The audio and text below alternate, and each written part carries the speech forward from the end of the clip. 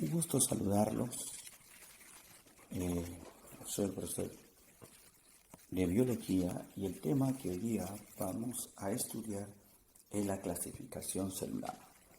Como bien sabemos, hay una gran variedad de células. Y un ejemplo clásico es el cuerpo humano, que está constituido aproximadamente de 250 billones de células, que a la vez tiene 250 tipos de células. Es por esta razón que se ha visto conveniente clasificar a la célula, pero bajo diferentes criterios. Uno de ellos es la clasificación según su forma. ¿Ya? Pueden ser de forma esférica, ejemplo, los glóbulos blancos. También hay células planas que forman las células epiteliales de la piel, células cilíndricas como las células epiteliales del intestino, células cúbicas como las células epiteliales de la conjuntiva ocular. También hay células que no tienen forma, como la ameba, por lo tanto se llaman células amorfas.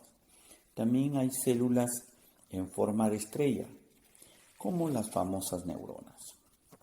Otra clasificación celular es según su tamaño y pueden ser de dos tipos. Microscópicas son aquellas que miden menos de 100 micras, ejemplo, la bacteria, las neuronas y un gran número de células. Las macroscópicas son de mayor tamaño, miden más de 100 micras, ejemplo, un huevo, las células musculares esqueléticas, las células gigantes de Purkinje que se encuentran en el cerebelo. Otra clasificación celular es según su respiración y son de dos tipos, aeróbicas y anaeróbicas. Las aeróbicas son aquellas que respiran oxígeno, ejemplo, las células que forman las plantas, los animales, las bacterias y los protozoos. Las células anaeróbicas son aquellas que no respiran oxígeno, ejemplo, algunas bacterias y hongos. Otra clasificación importante según su metabolismo, y hay de tres tipos, autótrofas, heterótrofas y mixotróficas. Las autótrofas son aquellas que producen su propio alimento, ejemplo, algunas bacterias, algas y células vegetales. Las heterotróficas son aquellas que consumen alimento ya hecho por otras células, ejemplo, en su gran mayoría las bacterias, hongos, protozoos y animales. Las células mixotróficas son aquellas que producen y consumen alimento. Un ejemplo son las algas llamadas eulenofitas. Otra clasificación importante es según su grado de evolución y complejidad, y hay de dos tipos, célula procariota sin núcleo. ¿Quiénes poseen estas células? Las bacterias que forman el reino Monera. El otro grupo de células son las células eucariotas. Son aquellas células que poseen núcleo. ¿Ya? ¿Y quiénes tienen este tipo de células? El reino protista, que está constituida por protozoos y algas, el reino fungi por los hongos, el reino plantea, los vegetales y el reino animal. Ahora, bien, como estamos pudiendo apreciar, hay dos tipos de células. En el lado izquierdo, una bacteria, que es propia de una célula procariota, y una célula vegetal, que representa una célula eucariota. En la parte intermedia vamos a colocar las partes propias de una célula que están tanto en la célula procariota como en la célula eucariota. ¿Cuáles son? A ver, una de ellas es la membrana celular, que está presente tanto en la célula eucariota como en la célula procariota. También está presente el citoplasma, tanto en la célula procariota, que va a ser en este caso la bacteria, y la célula eucariota. Pero vamos a diferenciar aquí muy bien. El citoplasma de una célula eucariota es más complejo. Va a tener una red de proteínas que van a formar una estructura llamada citoesqueleto.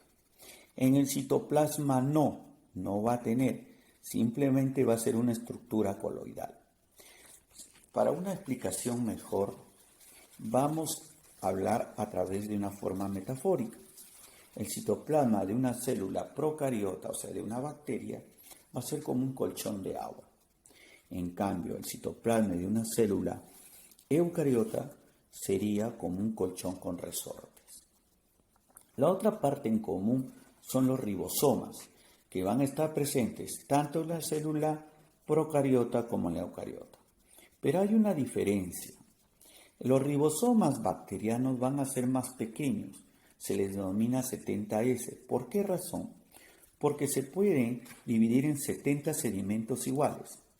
En cambio, los ribosomas eucarióticos son más grandes y se pueden dividir en 80 sedimentos. Por eso le dicen ribosomas 80S. Una estructura en común también va a ser la pared celular. La pared celular, tanto en la procariota como en la eucariota, van a ser de polisacáridos, pero esos polisacáridos van a ser diferentes según el tipo de célula. Por ejemplo, en las bacterias va a estar hecha de peptidoglucanos, en su mayoría de mureína, en los hongos de quitina y las algas y plantas de celulosa.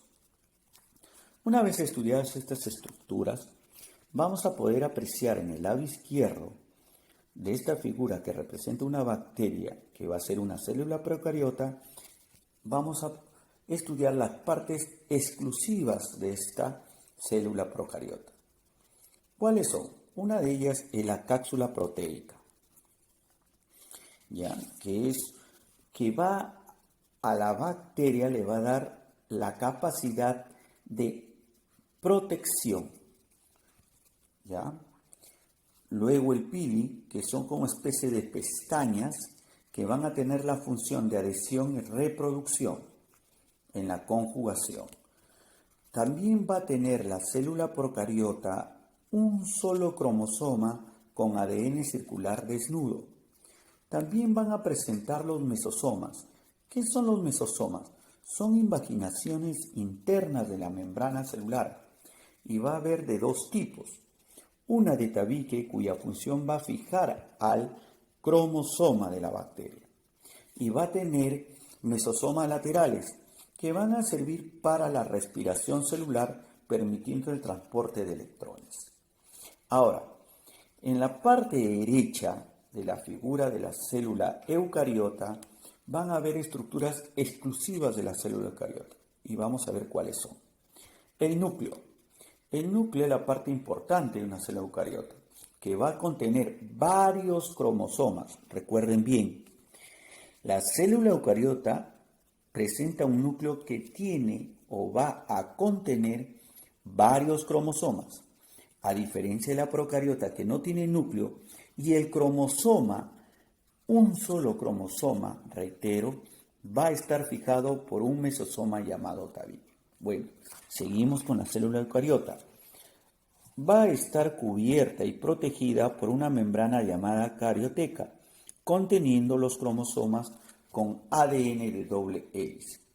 Otras estructuras importantes y típicas de la célula eucariota son las organelas y endomembranas. Terminado esto de la clasificación celular, que son las más importantes, espero que hayan comprendido y entendido la clase. Muchas gracias.